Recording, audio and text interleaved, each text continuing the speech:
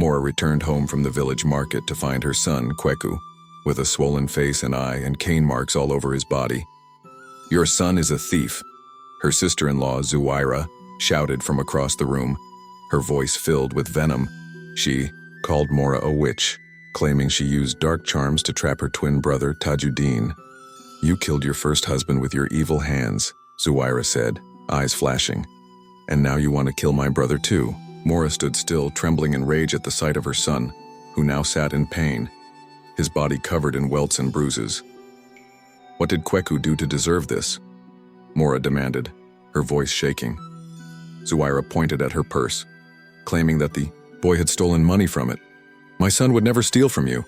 I didn't raise him that way," Mora snapped. Zuwaira sneered.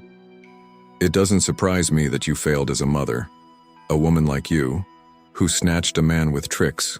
What kind of child can she raise?" Mora, trying to keep her temper in check, opened her purse and brought out some money, handing it to Zuwaira to cover what she claimed was missing. But Zuwaira only grew more furious. She tore the money to pieces and threw it in the air. "Shameless gold digger," she hissed. "So now you want to throw my brother's money at me? You didn't earn this. You've been eating his sweat."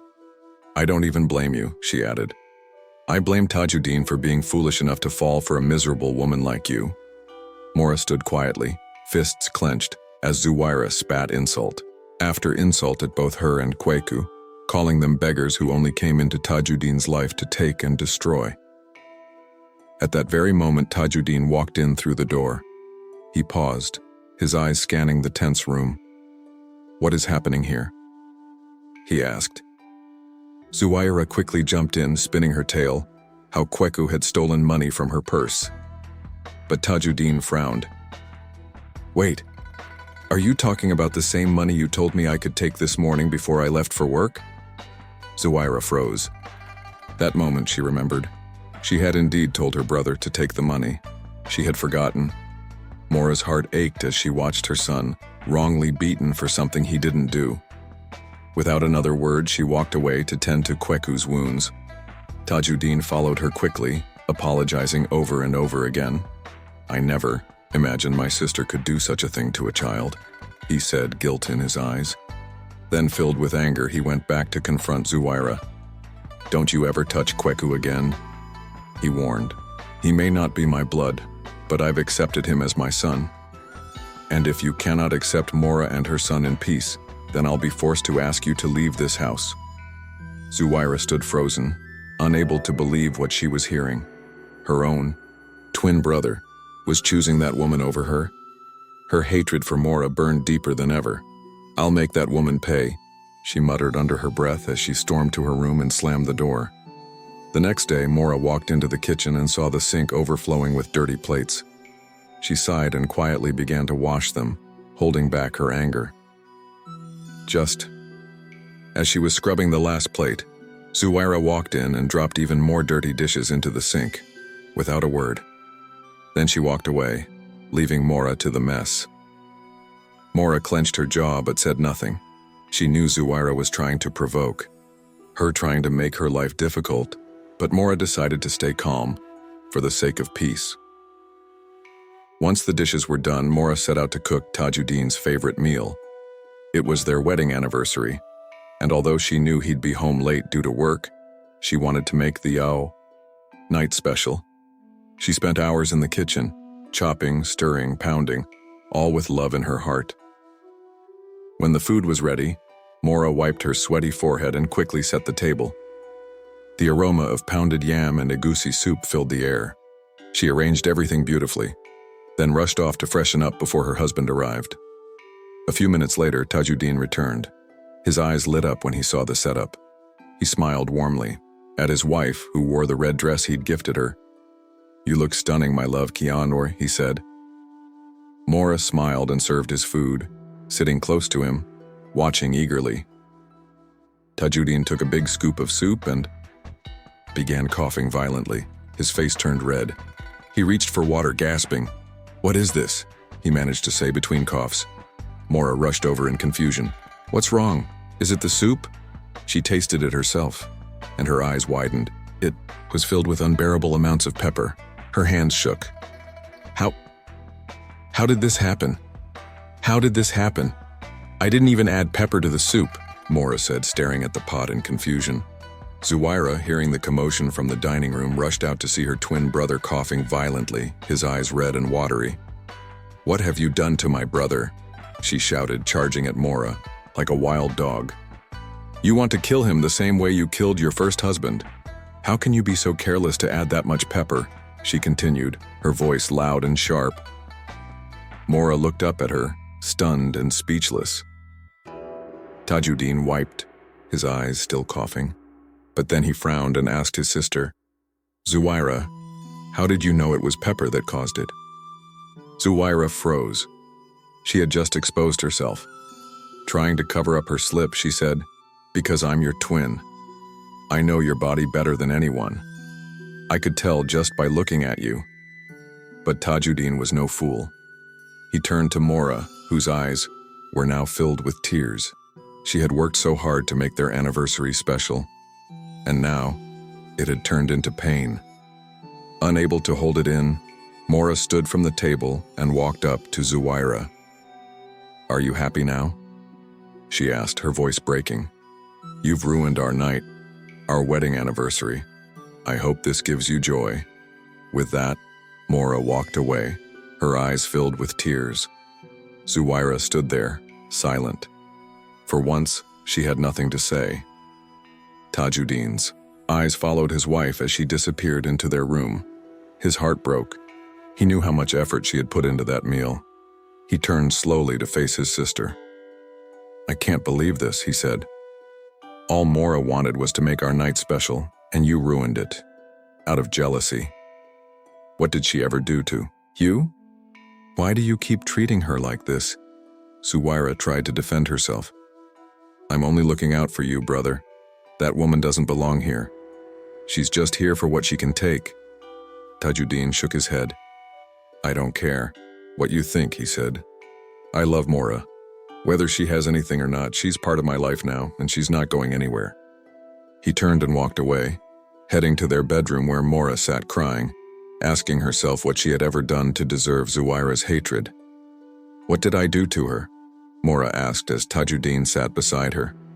He held her close and said, "She's just being overprotective, Mora. But she'll come around, I promise you that." His words calmed Mora a little. "I'm sorry for how tonight went," he added. "I'll make it up to you." The next morning, Tajuddin asked Zuwaira to accompany him on a small errand. Together, they headed to a car dealer's yard. When they arrived, Zuwaira's eyes widened. Her brother was planning to buy a new car for Mora. "But it hasn't even been a year since you got her the last one," she said angrily, unable to hide her feelings. "Do you really need to buy a car now?" she asked. "Why not just get her something smaller?" Tajuddin shook his head. "I brought you here to help me pick the best car." Zuwaira faked a smile, then quietly stepped aside to speak with the car dealer. "I want a car that looks good but has serious mechanical issues," she whispered. The dealer was confused. "Why would you want something like that?" "Just show me one," she said coldly. He pointed to a shiny red car, good-looking but known for problems. Zuwaira returned to her brother and insisted they buy that one. The dealer said this red car is the best. Strong engine. Great performance. She lied. Tajuddin believed her and paid for the car. He asked them to deliver it to the house that evening. After the car was settled, the two went to a fancy boutique. But again, Zuwaira had other plans. "These clothes are too expensive," she said. "They're low quality, too." She convinced Tajuddin to leave the boutique and follow her to a popular thrift market instead. "There's better quality there," she said. "Real value for money." Tajuddin, trusting his sister as always, followed her advice. They bought clothes, shoes, and handbags, all secondhand. Zuwaira was thrilled. Her plan had worked. She knew her brother trusted her too much. At home, she waited eagerly. She couldn't wait to see Mora's face when she saw the used clothes and faulty car. Tajuddin called out to his wife. Mora came, out smiling, unaware of what awaited her. In the sitting room, Tajuddin brought out a shiny key and handed it to his sister Zuwaira, along with the gift bags they had purchased. What she didn't know was, The night before, Mora had asked her husband if they could surprise Zuwaira with gifts to show appreciation. Touched by Mora's kindness, Tajuddin had secretly let Zuwaira pick out her own presents.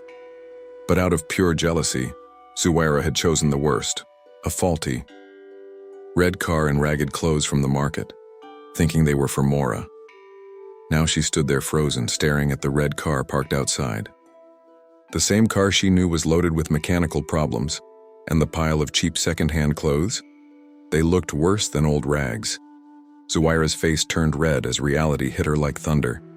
Everything she had selected in envy now belonged to her. Tajuddin, smiling warmly and unaware of her scheme, thanked his sister. "You've always been there," he said kindly. "Even with all our fights, you're still my sister." Mora stood beside him, her face soft and sincere. "I know we haven't always gotten along," she said, "but I truly see you as my sister. These gifts are from both of us, to say thank you and maybe start over." Zuwaira's eyes welled up with tears, not from gratitude but from shame and anger, because just as her brother gifted her the car, he handed Mora a beautiful box with diamond jewelry inside. Her fists clenched. She turned and walked away, her heart burning. This only fueled her desire to destroy Mora's marriage once and for all. As days passed, her bitterness only grew stronger. Zuwaira couldn't understand why her brother would love a woman like Mora, someone she saw as beneath their family. She felt betrayed, not just by Tajuddin but by the universe itself, which seemed to favor Mora no matter how hard she tried to ruin her. But if direct attacks didn't work, she would use cunning. One morning, Zuwaira went to visit a local witch doctor. "I want to break their marriage," she said. The man handed her a strange powder and gave her strict instructions. "Add this to her food, but make sure your brother isn't around. Once she eats, the charm will take hold. She will fall in love with the first man she lays eyes on." Zuwaira took the powder and returned home grinning. The next day, she woke up early with a fake smile. She began acting sweet and helpful, offering to do house chores, asking Mora to rest. Mora couldn't believe her eyes. The woman who had always cursed her was now smiling and chatting like an old friend. For Mora, it felt like a dream come true. She had prayed for this day, when peace would finally reign. By afternoon, Zuwaira suggested something new. "Let's have lunch together," she said warmly. "Just us girls." Mora smiled brightly. "I'd love that." Zuwaira offered to cook and insisted Mora should relax. She rushed into the kitchen, prepared the food, and sprinkled the evil powder into Mora's portion. Once done, she set the table and invited Mora over. At that moment, she spotted something outside, a wandering madman. He wore tattered clothes, his hair messy, and he muttered nonsense to himself as he paced near the fence. Zuwaira's lips curled into a wicked smile. She had found the perfect first man for Mora to fall in love with. Inside, Mora began eating the food. It tasted delicious, rich, warm, and comforting. She thanked Zuwaira again and again. Once they were done, Zuwaira led Mora toward the window. "Look at that man over there," she said, pointing. Mora looked out, puzzled. Suddenly, Zuwaira ran out of the house. She rushed straight to the madman. When she reached him, she dropped to her knees and began confessing her love loudly. "I love you," she cried. "You are the one my heart wants." Mora stood by the window in complete shock. She stared with wide eyes as Zuwaira held the madman's arm and whispered sweet things to him. It made no sense. Why was Zuwaira, the same woman who once looked down on everyone, now professing love to a complete stranger? The madman was so startled he tried to run, but Zuwaira held him tight, clinging to his arm. "I love you with all my heart. I want to be your wife," she shouted with passion. The madman, confused and scared, began to laugh like a goat in the rain. Mora watched from the window, frozen. She could not understand what she was witnessing. Her sister-in-law, in love with a madman? Mora knew something was wrong. Her chest tightened. She turned to Zuwaira and asked, "What are you doing? Have you lost your mind? That's a madman." Zuwaira was still kneeling before the man when Mora rushed out, dragged her up and forced her back inside the house. Mora locked her up in the room and immediately called her husband. Tajuddin rushed home quickly. When he saw his twin sister acting strange, he asked Mora what happened to her. But Mora stood quietly, not knowing where to begin. Just then, young Kweku entered, his face full of fear. "Mama," he said softly, "I need to tell you something." He explained how he had seen Zuwaira adding something strange to Mora's food earlier that day. He didn't understand what it was, but he felt uneasy. So when she left the kitchen, he switched the plates. Zuwaira ended up eating the food meant for Mora. Tajuddin's eyes darkened. He turned slowly, realizing the truth. His own sister had tried to curse Mora, but she had cursed herself instead. Mora's heart broke. To think Zuwaira hated her so much that she would go this far, it made her weak inside. Meanwhile, inside the room, Zuwaira was planning her escape. She squeezed herself through the small window and ran out, barefoot and wild, toward the same madman, determined to find him and be with him forever. Several hours later, Tajuddin entered the room and saw it empty. She was gone. He raced out into the night searching for her and the madman. But neither of them were anywhere to be found. Tajuddin asked neighbors. He walked every corner of Egba, but no one had seen her. Even more strange, the madman, who had always stayed near their compound, was gone too. Days passed, then weeks.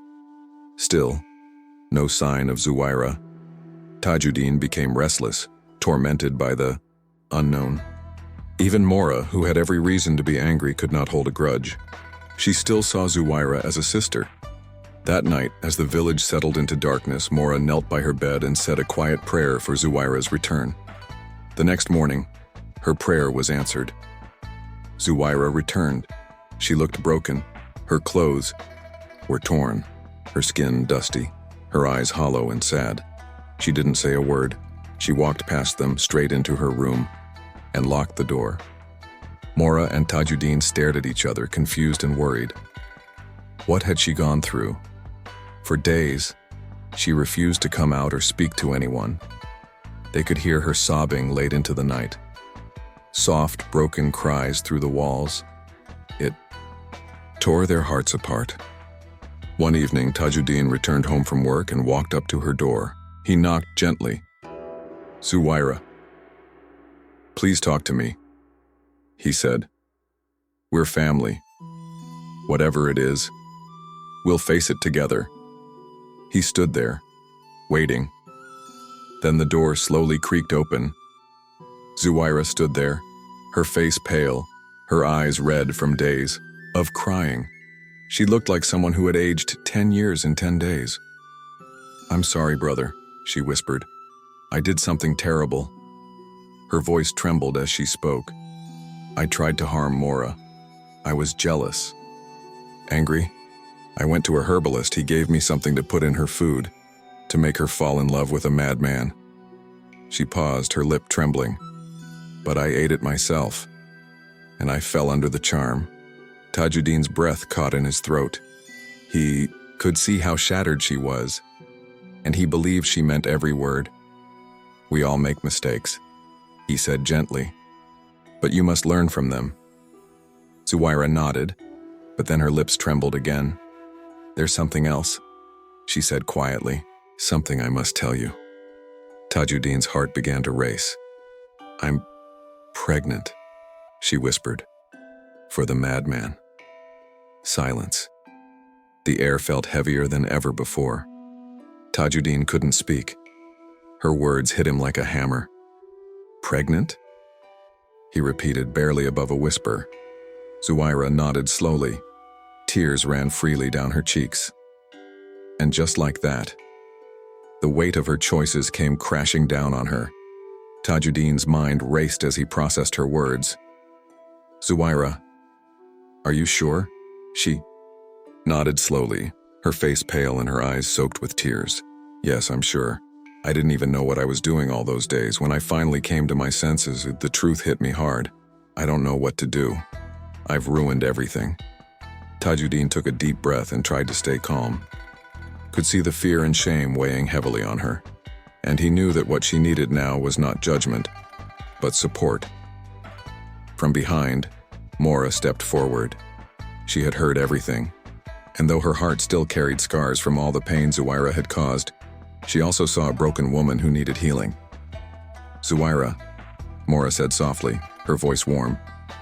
"We can't change what's already happened, but we can choose how we move forward." She paused, then continued, "I forgive you for everything. Let's focus now on helping you and your child." Zuwaira stared at her, shocked. She had expected anger, even hatred, but Mora gave her compassion. Her lips trembled as she tried to speak, but no words came. Her body shook as she fell into Mora's arms, weeping. "I'm so sorry, Mora," she sobbed. "I let my jealousy control me. I became someone I don't even recognize." Mora held her tight, her own eyes misty. "It's okay. You're not alone anymore. We'll go through this together." The woman she once hated had now become her comfort. As months passed, Zuwaira's pregnancy progressed, and Mora stood by her side like a sister.